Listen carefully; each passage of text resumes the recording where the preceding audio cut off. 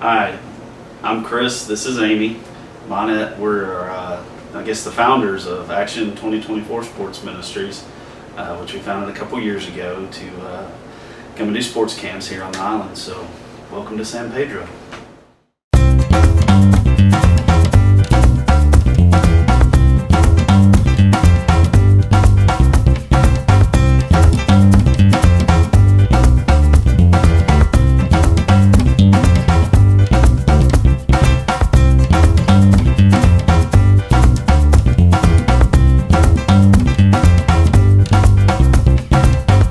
Initially, we came to Belize with International Sports Outreach. I brought the girls to the mainland to do softball clinics, and that was in 2010, I believe. And then the next year, we pushed and got Christopher to come back with us and do softball clinics as well. And God kind of just tugged on his heart, really on your side on that. Yeah, I didn't. She's right. You know, we pushed and pushed. I didn't have any desire to do missions. I guess it's more of not understanding what they were and the point of it. I thought of it was just something as a way for somebody to go take a vacation and somebody just fund it. Trip was good. It opened up my eyes. When we came, I actually ended up coming to the island, to Belize 3 times that year after our trip in March. And I was challenged here on the island. We'd had a fundraiser for some stuff for a baseball team here, and a gentleman approached me and asked me why I did it, and really didn't have an answer. I just felt like I was called to do this and needed to do it. And he said, "Well, what do you do?" I said, "I sell cars, really, is what I do." He says, "No, what do you do? What's your passion? Because I think I'd like to challenge you to doing a sports camp here on the island." And here we are today.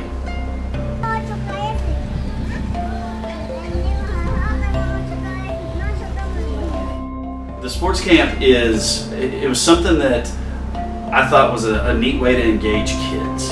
What we're trying to do is, yes, number one, we're trying to speak the word and the truth into these kids, but also teach them about what teamwork does in a community and how working together you can strive for the greater goal. The more that they band together and start to bind together and work together, they can change the island in so many other ways also, and that's really where we start. It's a lot of I hate to say, bring them in with something fun to do, but my whole feelings about it was if I just advertised, hey, come and hear about Jesus for a week, I don't think we would get the turnout because where the island is right now. It's also a good mission trip for families, and that is our heart, is for families serving together. And so it's a safe enough environment, and we need the kids in the families, especially teenagers. And so it's a great opportunity for mothers and fathers and kids to serve together, which there's not a lot of mission trips out there that allow families to serve together. And by bringing families here to serve together, then the people in the community can see what a family unit looks like serving Christ. My best friend is a great guy, great father, didn't understand his daughter a whole lot, a difficult relationship. And the first year he brought his daughter and his wife, and the words he spoke about, I did not know that my daughter was capable of going out and doing this and loving it. It was out of all that I've sat through, that very one right there, to hear Brian speak those words over his daughter is really why we're doing this, to bring families closer together, because the impact on these trips is not just here, it's what we take back with us. One of the things that I was really shown is I think groups come in and they just vomit the word and say, our whole goal here is how many salvations can we get this week? How many? And that's good. I'm not, I think you can either go that far or you can go to the part to where we're not worried about that. We just want to love the kids. What we're working towards is sustaining relationships with these kids, and as that moves forward, as they become a little more trustworthy, they know what our faith is. We haven't hid that from them. They know where we are, and we talk about it. And our goal is to get them engaged and starting to ask questions. And we're starting to see that. I mean, when they see us on the streets now, it's very important for them to come up and talk to us. And as we move into that, we really feel that there's going to be more and more salvation starting to happen. As far as probably the most profound one was Ariani.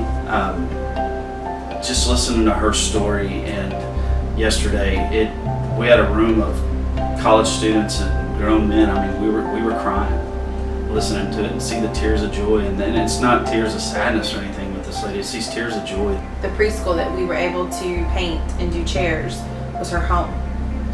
And her son and her husband lived in that home, and they took, and not a big home at all, and they took the other half of most of their home and made it into a preschool because they saw a need for a preschool. And so they live in a small portion of their home, and the rest is a preschool for the kids in the community. We could come in and demand salvation. Do you know Jesus? No. Do you want to know Jesus? Yes. Pray this prayer. But what good is that if we're not watering that? And so if we don't earn their trust and build their friendship and their companionship, then really we've done nothing but just had them pray a prayer that they don't really even know what they just prayed.